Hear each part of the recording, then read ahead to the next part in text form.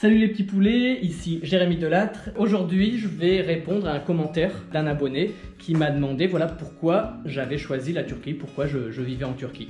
Donc je vais vous expliquer un petit peu mon histoire, vu que je vois qu'il y a beaucoup de monde qui est curieux de savoir pourquoi je suis en Turquie et pas en France ou dans un autre pays. Avant ça, je voudrais vous dire un grand merci pour vos abonnements, pour vos commentaires, pour vos pouces gris en l'air dans les vidéos, parce que voilà, franchement, ça me fait à chaque fois plaisir.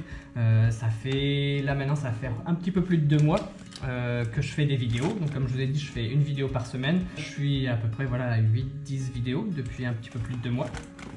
Et donc voilà, je voulais vraiment vous remercier pour tout, parce que là j'ai dépassé les 100 abonnés, je suis même à plus de 150, j'ai regardé ce matin, ça monte assez vite, vu qu'au début j'ai commencé de rien du tout. J'ai commencé d'une petite vidéo qui expliquait mon projet, et au final, voilà, de fil en aiguille, j'ai raconté un peu ma vie ici en Turquie, et ça a attiré du monde. Ça me fait vraiment plaisir à chaque fois de voir vos commentaires. Et là, donc, je voulais vraiment faire cette vidéo pour répondre, voilà, spécifiquement à un commentaire qui était pourquoi je vis en Turquie. Donc, en même temps, voilà, je me fais un petit thé. Il faut savoir qu'ici, voilà, le thé, c'est vraiment quelque chose, c'est une coutume, c'est une tradition. Donc, voilà, là c'est du thé. Bon. Voilà, là je fais bouillir l'eau et la petite tasse typique qu'on peut retrouver en Turquie. Donc pour revenir au sujet principal de cette vidéo, pourquoi je suis en Turquie, en fait tout a commencé il y a une trentaine d'années. Plus sérieusement, voilà, en fait je suis en Turquie, c'est pas vraiment par hasard. J'ai toujours aimé le voyage. Ça a commencé quand j'avais 18 ans, après un stage dans le cadre de mon école de commerce. Voilà, le but c'était de partir à l'étranger et d'améliorer son anglais, son espagnol, son allemand, voilà, en fonction de ses préférences. Et j'ai décidé de partir en Australie. Normalement c'était 3 mois et je suis resté 1 an finalement. Voilà, j'avais trouvé vraiment un bon poste. J'étais manager d'une équipe de vendeurs en Australie, et c'était vraiment, voilà, c'était super comme expérience, parce qu'à l'époque j'avais 18-19 ans. Et j'ai pris une année de césure dans le cadre de mon école. Et donc suite à ça, suite à ce stage d'1 an en Australie, j'ai vraiment pris goût au voyage.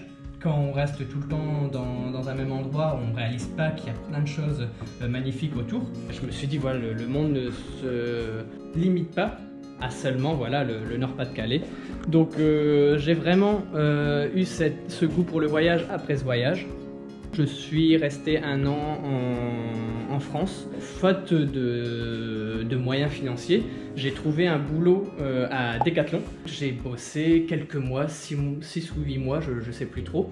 Donc à Châlons-en-Champagne, près de Reims, pour ceux qui connaissent. Ça m'a permis de mettre de l'argent de côté, parce que voilà, j'avais un bon salaire, j'étais cadre, donc j'étais responsable du pôle sport collectif, donc tout ce qui est football, rugby, etc. Sport de raquette, tennis de table, et chasse, pêche, équitation. Donc j'avais quand même un gros pôle du magasin. J'avais une petite équipe de vendeurs, j'avais pas mal de responsabilités, j'avais 21 ans à l'époque, et ça me plaisait, parce que voilà, je m'ennuyais pas, mais par contre c'était vraiment le lieu. Voilà, j'étais à Châlons-en-Champagne, pour ceux qui connaissent, c'est pas très grand. Je me levais à 7 h du matin, à 8 h j'ouvrais le magasin, et à 8 h du soir, 20 h, je fermais le magasin, je rentrais chez moi, voilà. Je me faisais à manger, je me faisais ma petite popote, je regardais le film du soir, je dormais, et pareil, rebelote le lendemain. Donc j'ai décidé de démissionner. Au bout de 6-8 mois, j'avais mis un peu d'argent de côté. Je pense que je devais avoir entre 6 000 et 8 000 euros de côté après tout ça, grâce à Decathlon. Je me suis dit, voilà, là c'est le moment, il faut que je prenne un risque. Il faut que je trouve un boulot qui me permet de voyager et découvrir le monde. Internet, c'est le meilleur moyen. Avec son ordinateur, maintenant, on peut faire plein de choses.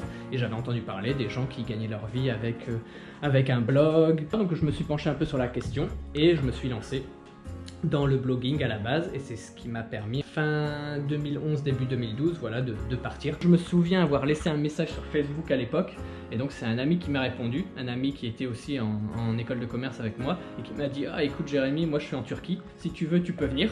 je t'accueille, tu vois un peu c'est quoi le pays, et si t'aimes bien tu restes, voilà, tu peux rester un peu dans mon appart, et si ça te plaît pas, bah, tu continues ta route et tu trouves un autre pays. J'ai pris ma voiture, je suis parti de Lille, j'ai tout traversé l'Europe, donc ça m'a permis voilà, de découvrir pas mal de villes et de pays sur le chemin, donc c'était vraiment super. Et voilà, et quelques jours plus tard, je me suis retrouvé en Turquie avec ce fameux ami qui m'a hébergé. Merci Antoine au passage, et franchement j'ai adoré. Je me suis dit allez, je vais essayer de trouver un appart, la vie a l'air cool ici, avec le coût de la vie un peu plus faible. À l'époque c'était 1 euro égale 2,5 livres turcs.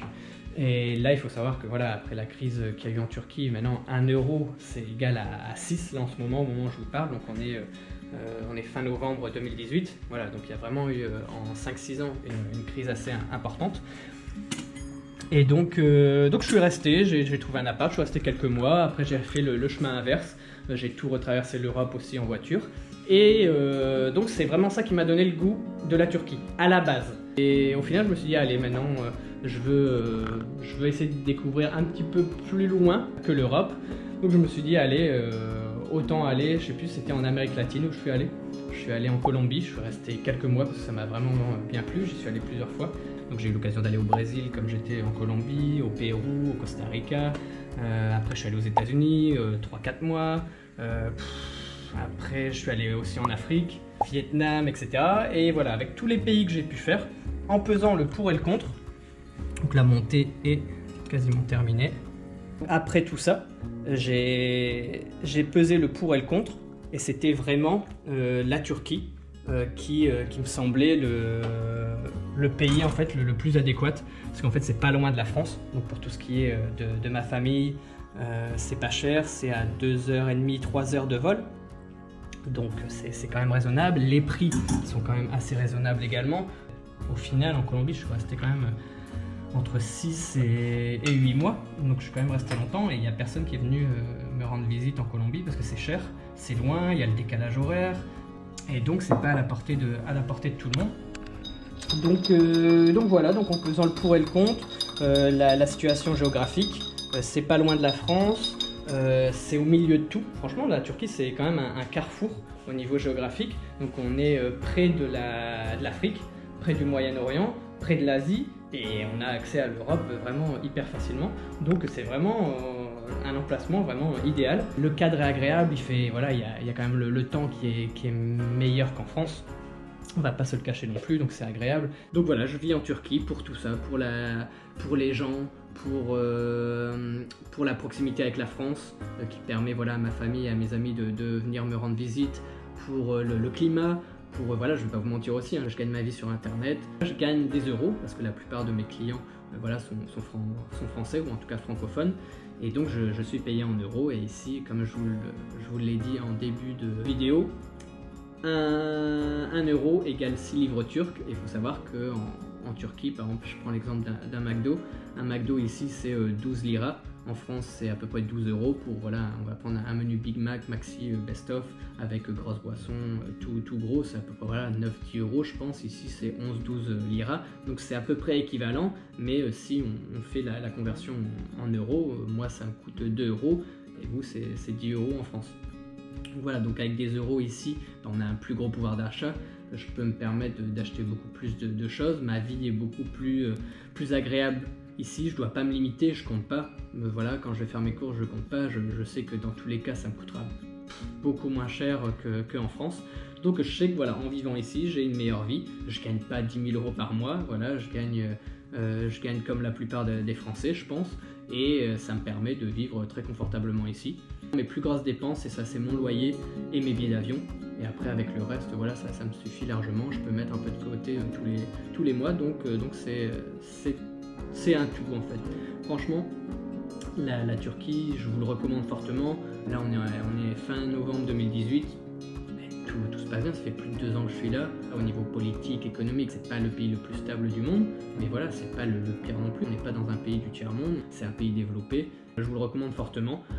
Pour toutes ces raisons, voilà, j'ai décidé de rester en Turquie. Après, je me suis fait mon cercle d'amis ici. J'ai ma vie ici, j'ai mon appart. J'ai des petites habitudes avec des amis qui viennent me voir, ma famille qui vient me voir de temps en temps. C'est ma deuxième maison, on va dire. Je reviens quand même en France pour revoir ma famille. En Turquie, c'est là où je passe 90% du temps. J'espère voilà avoir répondu à cette question. Je regarde le temps, ça fait plus de 20 minutes que je parle, donc je vais m'arrêter ici. J'espère que voilà, j'ai répondu à cette question. N'hésitez pas à me laisser des commentaires si vous avez voilà, d'autres interrogations sur ma vie ici. Si vous avez des idées de vidéos, n'hésitez pas, souvent je note et je fais des vidéos en conséquence, comme là je réponds à un commentaire qu'on m'a écrit en dessous d'une de mes anciennes vidéos. N'hésitez pas à mettre un doigt en l'air gris pour me soutenir et pour montrer que vous aimez ce que je fais, que vous aimez mes vidéos. Et honnêtement, voilà, c'est qu'un clic. Pour vous, c'est gratuit, ça vous coûte rien. Mais pour moi, honnêtement, ça me fait vraiment chaud au cœur de voir que les gens aiment mes vidéos, qui me posent des questions et qui me soutiennent, qui s'abonnent. Voilà, à chaque fois, tous les matins, je regarde si j'ai 1 ou 2 abonnés en plus, et bien à chaque fois, ça me fait plaisir. C'est pas grand chose, mais voilà, il faut vivre des choses simples, j'ai envie de dire.